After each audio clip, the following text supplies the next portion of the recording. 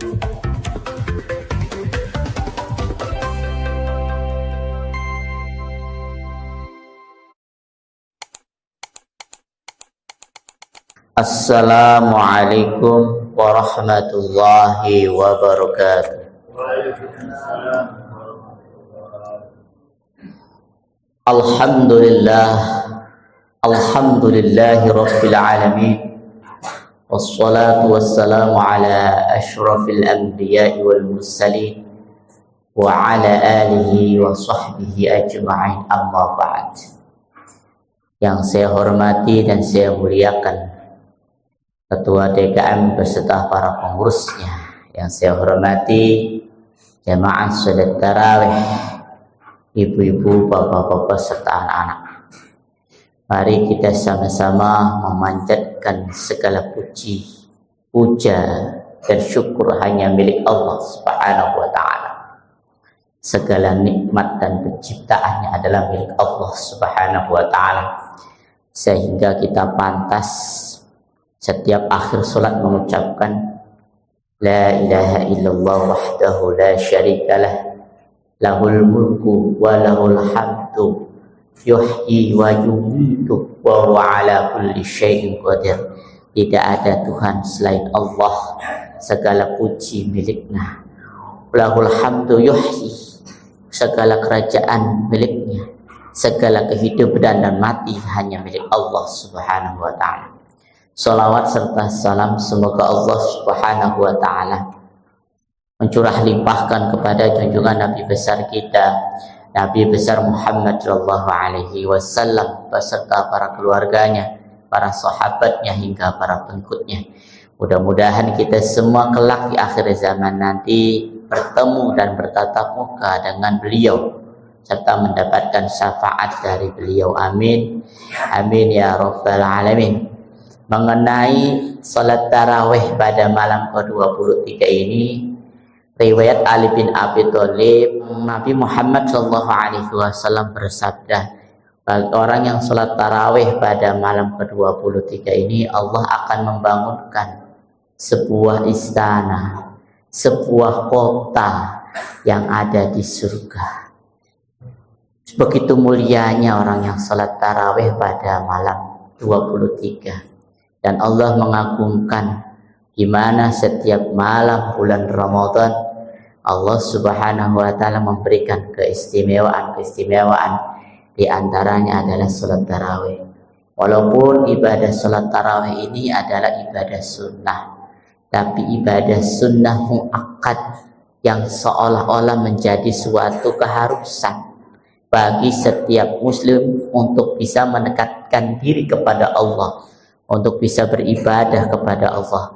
Karena dengan ibadah dan kita melaksanakan puasa, kita akan senantiasa mendapatkan suatu predikat, yaitu predikat ketakwaan kita kepada Allah Subhanahu wa taala. Tujuan kita beribadah, tujuan kita berpuasa tiada lain adalah untuk bisa mendekatkan diri kepada Allah Subhanahu wa taala.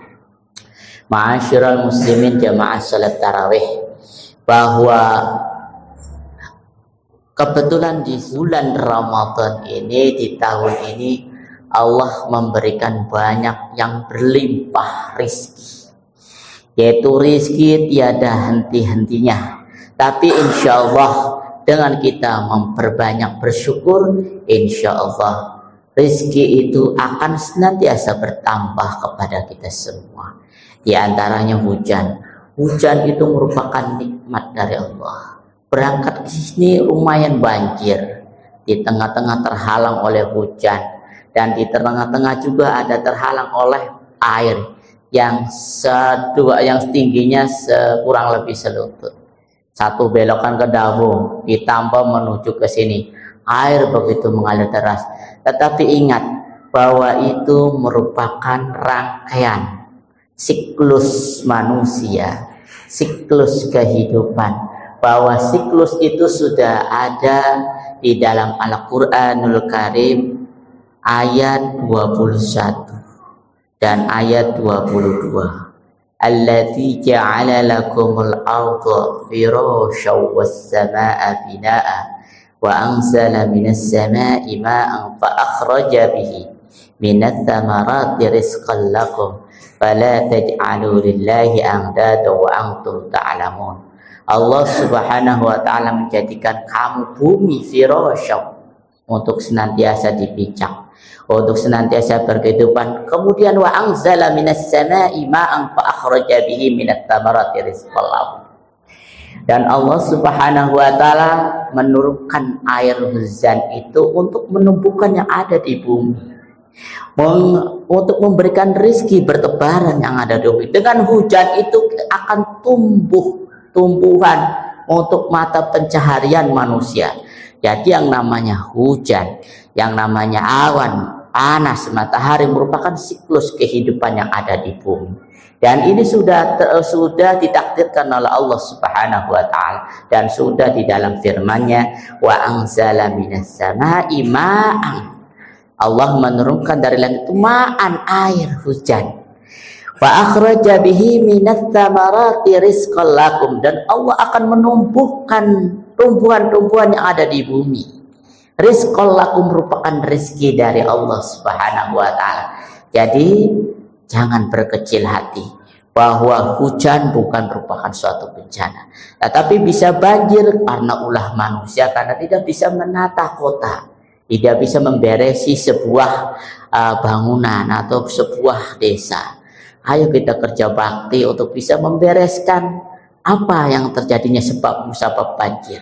Karena hujan terus-terusan akhirnya daya resapnya juga akan berkurang. Karena kenapa? Daya resapnya berkurang, sudah melebihi batas maksimal.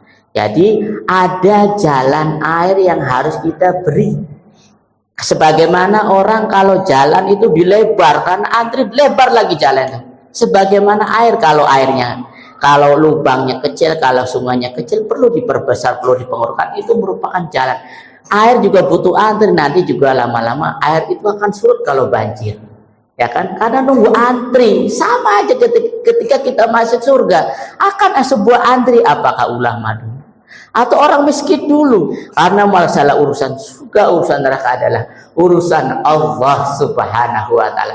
Karena Allah lah yang akan berkehendak siapa orang itu akan diampuni dan siapa orang itu akan disesatkan. Siratal ladzina an'amta 'alaihim, yaitu jalan yang engkau beri nikmat ya Allah, ghairil maghdubi 'alaihim, dan bukan orang yang kau beri jalan yang bukan nikmat, walau dhalin, apalagi sesat. Ya, mudah-mudahan kita orang-orang yang diberi jalan, yang diberikan jalan oleh Allah, yang diberikan ampunan, juga berada dalam lindungannya.